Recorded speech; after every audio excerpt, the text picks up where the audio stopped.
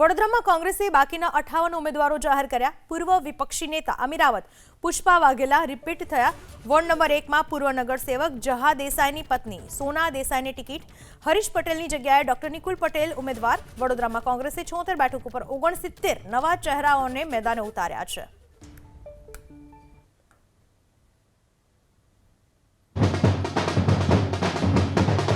કોંગ્રેસ દ્વારા વડોદરા વોર્ડ 1 ની અંદર અમીર રાવતને ટિકિટ આપવામાં આવી છે, સાથે ડોક્ટર નિકુલ છે અને આપ જોઈ શકો છો અહીંયા તમામ તડામાર તૈયારીઓ ઉમેદવારો અહીંયા છે। અમીર રાવત આપણી સાથે જોડાયા, તેમ સાથે વાત કરીશું। બેન, પાર્ટીએ ફરી એકવાર તમારી પર વિશ્વાસ મૂક્યો છે, બલકે એક અલગ મૂવમેન્ટ જોવા મળી રહી છે, પુરુષ સામાન્યમાં પણ તમને લડાવી રહ્યા છે, શું કહે છે?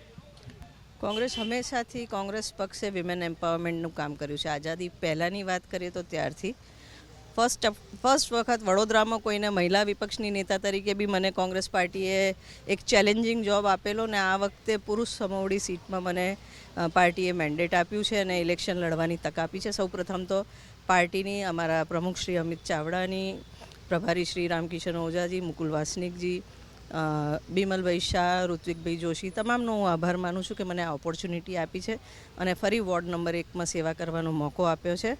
આ એક ઓપોર્ચ્યુનિટી છે કે જે વર્ષોથી વડોદરા માટે મેં જે એઝ અ પ્લાનર એક ડેવલપમેન્ટ સેક્ટરમાં કામ કર્યું છે તેને વડોદરાવાસીઓ માટે એક સારી રીતે એ નોલેજને, એક્સપિરિયન્સને હું પાછું આપીને શહેરને કંઈક પાછું આપી શકું, મારા વોર્ડમાં કંઈક પાછું આપી શકું। પાર્ટીએ વિશ્વાસ રાખ્યો છે।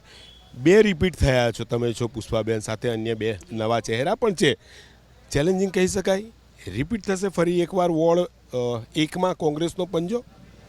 વોર્ડ 1માં સતત તમે જોશો તો 2 ટર્મથી જાભાઈ ભરવાડ, પુષ્પાબેન વાઘેલા અને હું અહીંયા આ વોર્ડમાં રિપ્રેઝેન્ટ કરી રહ્યા છે અને લોકોએ 2 વખત અમારા પર આખી પેનલ પર વિશ્વાસ મૂક્યો છે।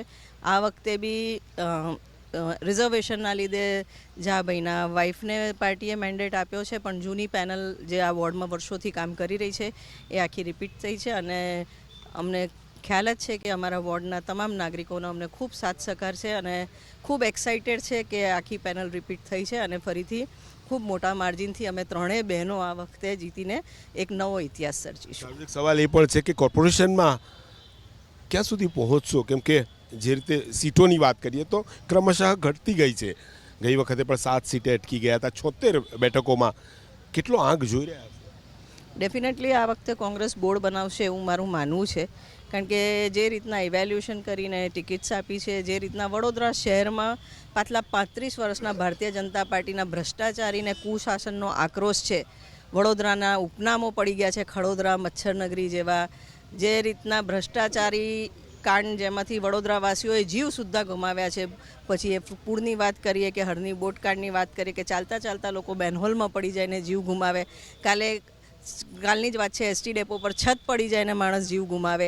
આ બધો વસ્તુની પ્રજા સાક્ષી છે ને હવે પરિવર્તન પ્રજા ઈચ્છી રહી છે અને એમાં કોંગ્રેસે ખૂબ સારી રીતના પ્રજાની સાથે રહીને કામ કર્યા છે અને બીજા બી અન્ય જે શહેરમાં 5 વર્ષથી એક્ટિવિઝમમાં જે એક્ટિવ ફેસીસ હતા બધા જ કોંગ્રેસમાં આ વખતે ને બધા જ જે ઓપોઝિશનને જે શહેર માટે લડનાર ફોર્સિસ એક સામટા થયા છે, ત્યારે નાગરિકો બી આ લોકો પર તમામને પર વિશ્વાસ મૂકી અને આ વખતે સત્તા પરિવર્તન કરશે એવું અમને વિશ્વાસ છે। પૂર્વ વિપક્ષી નેતા અમીર રાવત ફરી એકવાર તેમને ટિકિટ મળી છે અને કોંગ્રેસનો ગઢ વોર્ડ 1 માનવામાં આવે છે। કહી રહ્યા છે કે આ વખતે પણ 4 બેઠક તેઓ જીતશે, બલકે તેમ પણ કહી રહ્યા છે કે કોર્પોરેશનમાં કોંગ્રેસનું બોર્ડ બનવા જઈ રહ્યું છે।